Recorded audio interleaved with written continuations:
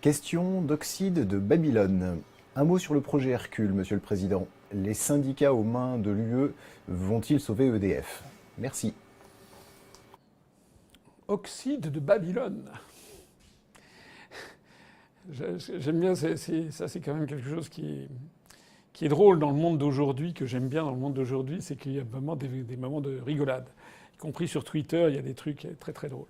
Alors, sur cette affaire Hercule, deux mots à dire. Je voudrais, parce que je crois qu'il y a beaucoup de questions, donc je voudrais avancer peut-être plus vite. Je vous renvoie à un excellent dossier que nous avons publié il y a à peu près 15 jours, 3 semaines, par Patrice Cally, qui travaille à EDF, qui est notre responsable justement sur les services publics au sein de l'Union populaire républicaine, et qui a consacré un article, un dossier entier, que j'invite tous ceux qui ne l'ont pas lu à aller voir, sur les réformes en cours. En gros, et pour faire très très très simple, EDF fonctionnait merveilleusement bien. Enfin bon, oui c'est vrai, il y avait dans les accords entreprises, il y avait 1% du chiffre d'affaires qui servait à financer les syndicats. Voilà. C'était un peu, à l'époque, ça avait été défini, peut-être, je sais pas, dans les années 60 ou 70. Donc c'était à l'époque un moyen qui permettait d'acheter la paix sociale, si l'on peut dire, à EDF, et notamment qui avait permis à l'État d'avancer sur le programme électronucléaire. Donc c'est vrai que la CGT, la CFDT avaient des dizaines et des dizaines de permanents. On vivait confortablement chez EDF du point de vue des syndicats.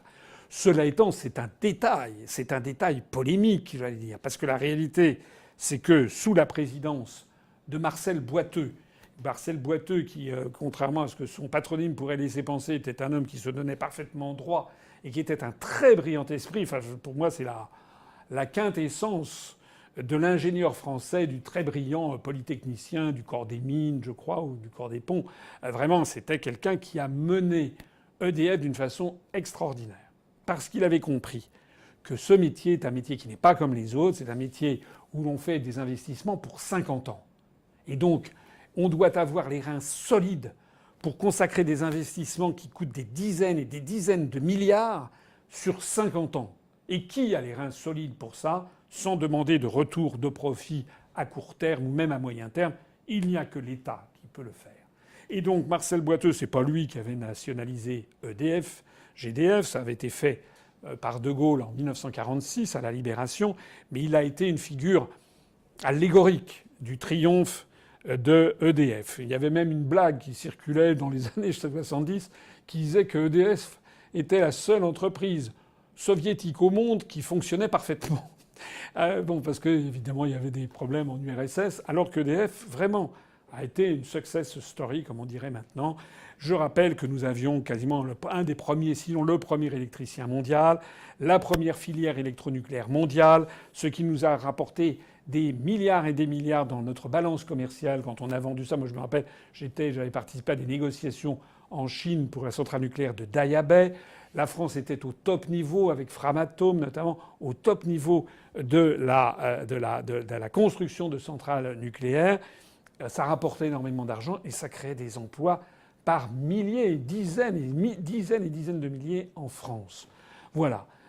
En plus, EDF fournissait tout le temps de l'électricité. Depuis que je suis petit, jusqu'à il y a quelques mois, j'ai connu une France où il n'y avait jamais de coupure d'électricité. Sauf évidemment s'il y avait, une avalanche ou une tempête, donc il pouvait y avoir un département ou quelques communes qui étaient privées d'électricité, mais il n'y avait pas une panne générale d'électricité. Pour être précis, c'est arrivé une fois.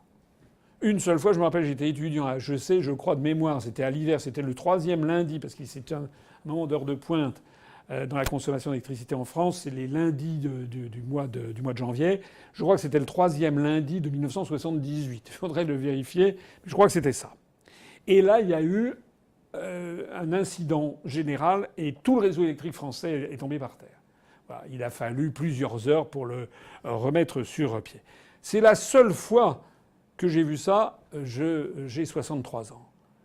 Mais ce qu'il faut savoir, c'est que les coupures d'électricité, on en voit constamment, par exemple aux États-Unis, et récemment encore d'ailleurs. Il faut savoir que injecter du privé dans ce genre d'activité, C'est une hérésie du point de vue économique. C'est un modèle économique qui ne marche pas. Et en plus de ça, ça fournissait de l'énergie, de l'électricité bon marché pour tout le monde. Et en plus de ça, une énergie qui ne produit pas de gaz à effet de serre et pas de CO2. Ce qui fait d'ailleurs que le nucléaire, qui avait très mauvaise presse il y a encore 10 ou 20 ans, notamment dans les milieux écologistes, justement à cause des produits, comment dirais-je, radioactifs, retrouve maintenant une grâce aux yeux de beaucoup, y compris de certains écologistes, parce que c'est l'énergie la plus propre qui soit, si on met bien de côté, bien sûr, la question des matières fissiles et de ce que l'on fait des déchets radioactifs, qui n'est pas rien, ce n'est pas une mince affaire. Mais à part ça, c'est quand même l'énergie qui permet d'être la plus propre. Le résultat des courses, c'est que l'Union européenne, par le dogmatisme des traités européens, par la volonté inscrite dans les traités de tout privatiser, de tout charcuter, est en train de démolir EDF comme ils ont commencé à démolir la SNCF, la Poste, etc., etc. Et c'est un drame parce que c'est quand même un des fleurons nationaux.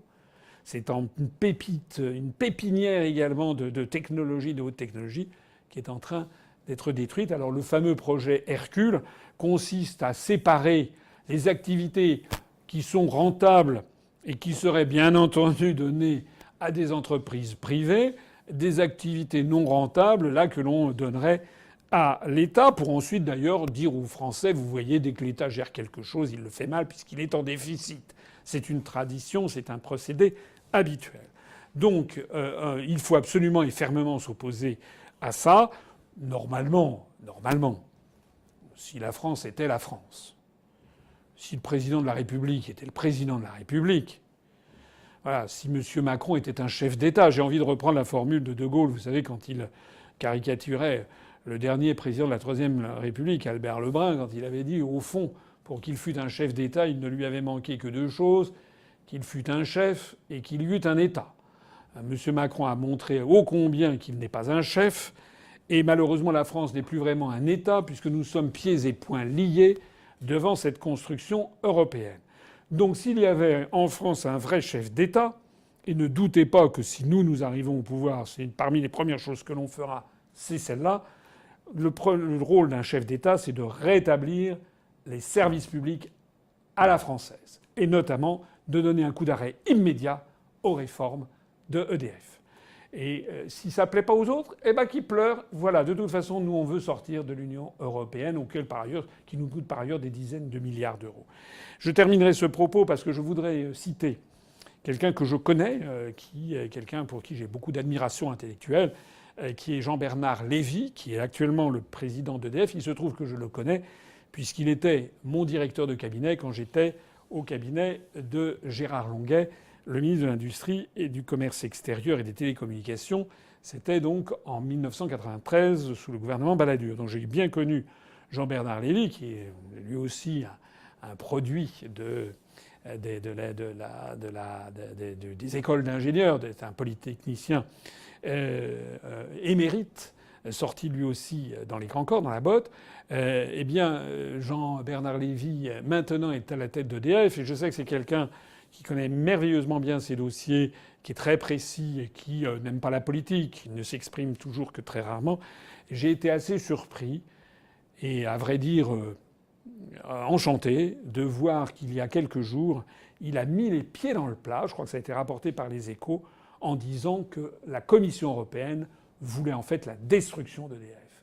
Et pour que cet homme, qui vraiment qui est quelqu'un pour qui j'ai beaucoup d'admiration et qui est l'archétype du haut fonctionnaire français extrêmement compétent et discret, pour qu'il ait dit ça dans les médias, il faut vraiment, vraiment qu'il ait le sentiment que ce qui est en train de se passer, c'est un coup de poignard, un autre et un nouveau et un cruel, dans le dos de notre pays.